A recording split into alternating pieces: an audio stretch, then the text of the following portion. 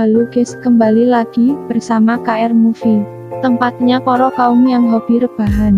Di sini saya akan membahas tentang sebuah film yang berjudul Fantasy Island. Film yang menceritakan sebuah kisah pulau yang bisa mengabulkan semua fantasi. Namun apa jadinya jika semua tidak seperti yang diharapkan?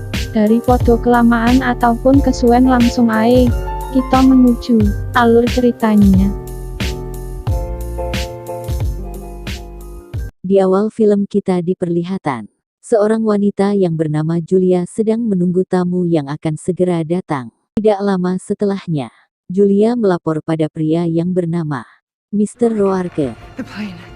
Smiles, everyone!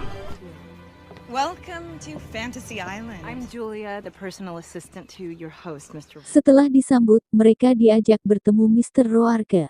Dan di saat itulah Mr. Roarke menjelaskan peraturan yang ada di pulau selama mereka tinggal. Peraturan yang pertama, apapun fantasi mereka akan dikabulkan. Dan peraturan yang kedua, fantasi mereka tidak bisa diubah dan harus diselesaikan. I need a drink. Sorry. Wait, hello? You guys are actually brothers? There is only one fantasy per guest, and two... Mereka pun setuju, lalu mereka dipersilahkan untuk beristirahat. Kecuali Brax dan CD yang belum mendapatkan kamar. Boys can always take Patrick's bungalow and he can... Is this just for me? What is called fantasy? Can we talk to Mr. Rourke, please? We still don't have our room. Sir, hello. Kemudian, scene beralih kepada Gwen, yang di situ kejanggalan mulai terjadi. Ia melihat bekas telapak kaki yang mengarah ke kamar mandinya.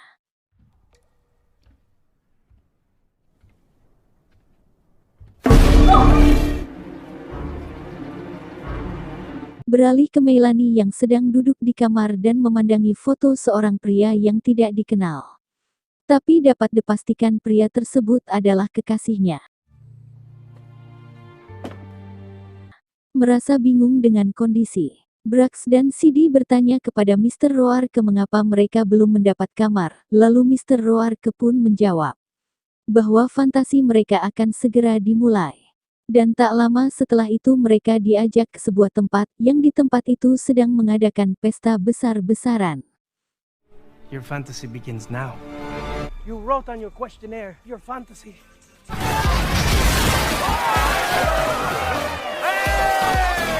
Dan di tempat itu Brax melihat seorang pria, yang dimana pria tersebut memiliki luka bakar di sekujur tubuh. Tetapi Brax tidak menghiraukannya dan menyangkal bahwa itu hanyalah halusinasi. You need me?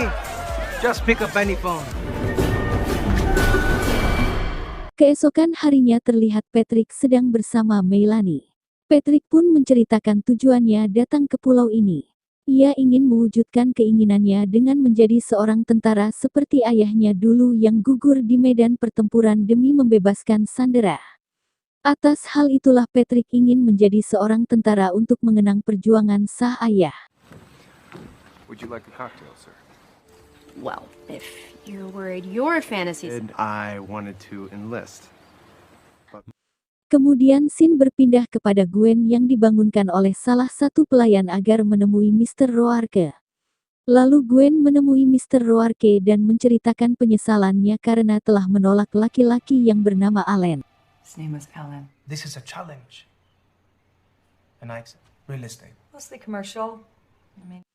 Kemudian dia disuruh memasuki pintu yang ada di hadapannya. Setelah masuk ia pun terkejut, karena ia kembali ke masa lalu di saat Allen sedang melamarnya. Down to the last detail. Alan, I'm so sorry. Or what? Setelah selesai dengan Gwen, Mr. Roarke menemui Melanie, dia disuruh memasuki lift yang ada di lobi utama agar turun ke dasar gedung. Dan setelah sampai di sana, terdapat seorang wanita yang sedang diikat di atas kursi, di dalam ruangan kaca. Diduga wanita tersebut bernama Sloan, orang yang membulinya semasa ia sekolah. That's a really good hologram. Beralih ke Patrick yang diajak Mr. Roarke ke dalam hutan untuk mewujudkan fantasinya, yaitu menjadi seorang tentara. Kemudian ia bertemu dengan seorang pria yang tidak dikenal. Pria itu mengingatkan bahwa pulau ini tidak seindah yang dibayangkan. Tak berselang lama datang 3 pria yang langsung menyergap Patrick. Mereka mengira bahwa Patrick adalah salah satu anggota dari komplotan pemberontak yang lagi menyamar. Hey, what are you doing? Dude, what the hell are you doing out here? I got separated to the LT. Shut up and walk. Hey. Kemudian Patrick dibawa ke sebuah tempat untuk ditunjukkan kepada atasan mereka. Sampainya di sana ia pun terkejut. Karena pemimpinnya adalah ayahnya sendiri, tetapi sang ayah tidak mengenal Patrick karena saat menjalankan misi Patrick berusia 15 tahun. They did a good job. You look a lot like him, but you know what? Why is my name on your dog tag? Tiba-tiba masalah muncul ketika mereka dihujani peluru oleh pemberontak yang sudah bersiap menyerang mereka. Lalu Patrick tertembak di bagian lengannya kirinya.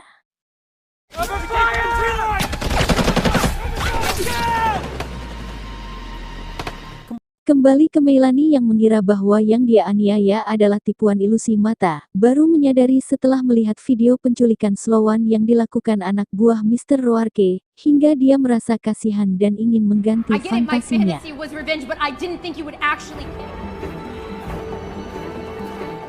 Lalu scene berpindah kepada Brax dan Sidi, yang tiba-tiba mendengar suara tembakan. Mereka mengira itu hanyalah halusinasi, tapi secara mengejutkan, seorang pelayan tertembak tepat di bagian kepala.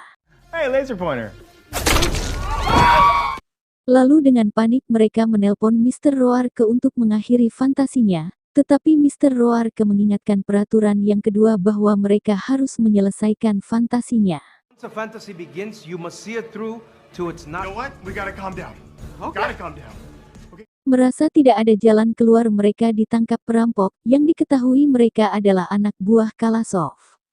Kalasov adalah orang yang mempunyai pulau itu sebelum akhirnya dibeli oleh Mr. Roarke, dan kedatangan mereka ke sini adalah untuk merebut kekayaan yang mereka punya dari fantasi yang sudah mereka buat. Want to take it. Who the hell's Kalashov? It's the businessman who formerly owned the house. Have a good night. Di tempat lain Melanie berhasil membebaskan Sloan dari tempat itu. Tidak lama kemudian seorang dokter jahat kembali menyerang mereka, lalu ada seorang pria tidak dikenal yang menusuknya dari belakang. You and I were kidnapped.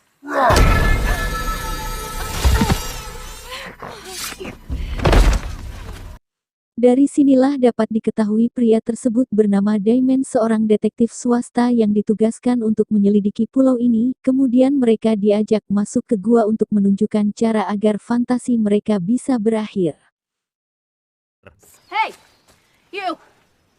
Damon, I'm a PI. Client offered me a big old payday to figure out what, but I know how to stop it. Lalu Damon menunjukkan kepada mereka sumber mata air yang di sana terdapat sebuah batu hitam, yang di mana batu tersebutlah yang bisa menghentikan semua fantasi mereka dengan cara meminumnya. But he uses water to grant fantasies. I know a private pilot an hour away. Your fantasy was to ruin my life? Scene beralih kepada Gwen yang baru bangun, lalu ia terkejut saat melihat wallpaper handphonenya adalah foto resepsinya dengan Alan. Lalu Gwen menemui Mr. Roarke, dan saat itu Mr. Roarke menunjukkan Alan sedang bermain bersama anak kecil. Ia pun menjelaskan bahwa anak kecil tersebut adalah anaknya dengan Alan. Oh my God. Her name is Lila. Looks like a lovely ceremony. He just proposed last night. Gwen pun merasa janggal dengan keadaan itu lalu menyuruh Mr. Roarke menggantinya dengan alasan fantasinya tidak berjalan sesuai keinginan. I want my fantasy. I am sorry that you only now believe in the island, but Your own. As long as you do the island's bidding, your wife. Dengan sedikit paksaan, kemudian Gwen disuruh memasuki pintu yang ada di depannya agar bisa merubah fantasi.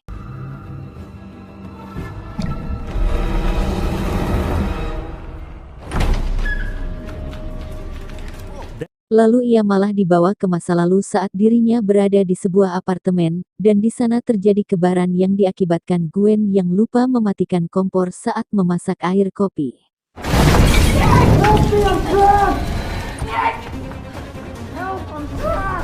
Lalu Gwen berusaha menyelamatkan salah satu tetangganya yang bernama Nick, akan tetapi api sudah membesar dan Gwen tidak bisa berbuat apa-apa. Di saat itu Gwen kebingungan lalu mencari pertolongan polisi, dan gak disangka polisi itu adalah My unit. It's my upstairs neighbor. He's trapped. We should really wait for the fire department. We should wait for the fire department. They'll be here any It'll moment. be too late! Lalu Gwen malah nekat untuk masuk menyelamatkan Nick, tapi asap yang tebal dan api yang besar membuatnya jatuh pingsan. Lalu Julia membantunya keluar dari dunia fantasinya. You'll get hurt! Don't be a hero! Come on, Gwen, please breathe. Breathe, breathe. Kembali ke pasukan Patrick yang telah sampai di tempat pembebasan Sandra, yang ternyata adalah Fantasy Island. Hal itu membuat Patrick kebingungan dan tentara tadi telah melumpuhkan para pemberontak dengan sangat mudah, walaupun saat mereka ingin pergi mereka kembali hidup seolah-olah tidak terjadi apa-apa. If you'd have thrown that grenade, you would have sacrificed yourself. Dan dengan sangat kejam mereka menghabisi pasukan tentara tanpa kecuali ayah Patrick. Dan dari sini kita bisa melihat bahwasanya tujuan Patrick adalah ingin mengetahui bagaimana ayahnya gugur dalam misi tersebut.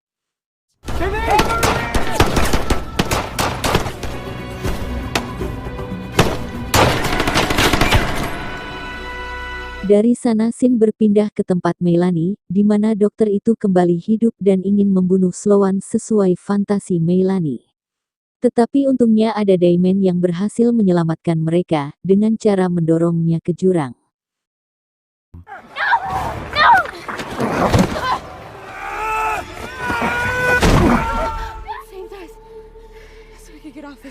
Singkat cerita, mereka yang selamat berkumpul di suatu tempat menunggu pesawat yang menjemputnya. Karena sebelumnya Damon memberi nomor emergensi untuk penjemputan mereka. Akan tetapi mereka malah dihadang oleh anak buah Mr. Roarke. Patrick? Rex? Fantasies rarely play out as you would expect. Brought here to be a part of someone else's. Because of Nick Taylor. Akhirnya mereka baru sadar bahwa sebenarnya mereka diajak ke pulauan itu untuk menyelesaikan fantasi seseorang yang ada kaitannya dengan pria yang bernama Nick. Mereka juga telah menyadari bahwa mereka terlibat dalam kematian Nick. Dimulai dari Gwen yang lupa mematikan kompor, lalu Brax dan CD yang ternyata teman Nick, tapi saat kebakaran mereka malah pergi. Kemudian Patrick yang sedang bertugas pun tidak melakukan apa-apa. Tapi Gwen tidak melihat Melanie saat fantasinya, tapi Gwen menceritakan bahwa dia adalah pacarnya. A kettle on for tea and I forgot to turn the... You were there. You did nothing. He was our roommate. He died 6 years. He shouldn't have been home. He should have been with me. So everyone... Setelah berhasil lolos dari hadangan Mr. Roarke, mereka kembali menunggu penjemputan pesawat. Akan tetapi saat pesawat ingin mendarat, pesawat tersebut terkena tembakan dari pemberontak dan akhirnya hancur berkeping-keping. Kemudian mereka semua pergi ke gua yang telah ditunjukkan kepada Damon. Mereka berniat menghancurkan batu hitam agar fantasi mereka cepat berakhir. Akan tetapi sesampainya di sana mereka dihantui dengan fantasi mereka masing-masing yang mencoba membunuh mereka. Tetapi tidak dengan Melanie. This should have been you instead. Mom and Dad love me more. You don't deserve him. You don't deserve me.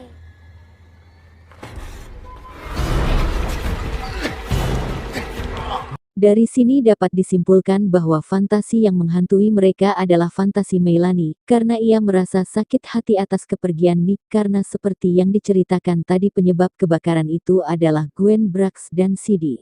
As soon as I saw this place, I knew I had to bring. Would have been our first real date.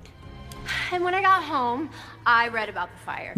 Mr. Roarke juga membuka rahasia, di mana Julia yang kita kira adalah asistennya ternyata dia adalah istrinya Mr. Roarke. Mereka dijadikan tumbal agar Mr. Roarke bisa mewujudkan fantasinya, yaitu hidup selamanya bersama Julia. Is your fantasy? My wife, courting her became too painful. So I like... Tanpa disadari Julia mendengar pembicaraan tersebut. Lalu Julia menyuruh Mr. Roarke untuk merelakan kepergiannya dan membiarkan para korban dari fantasi Melanie selamat hingga Mr. Roarke tersadar dan mau merelakan kepergian istrinya.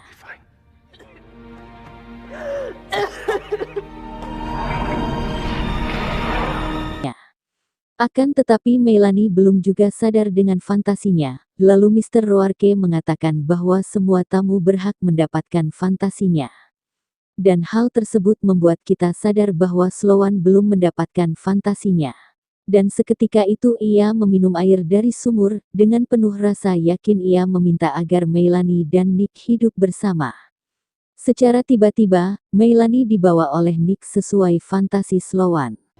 He's the genie and this island is his bottle. All of my guests get a fantasy.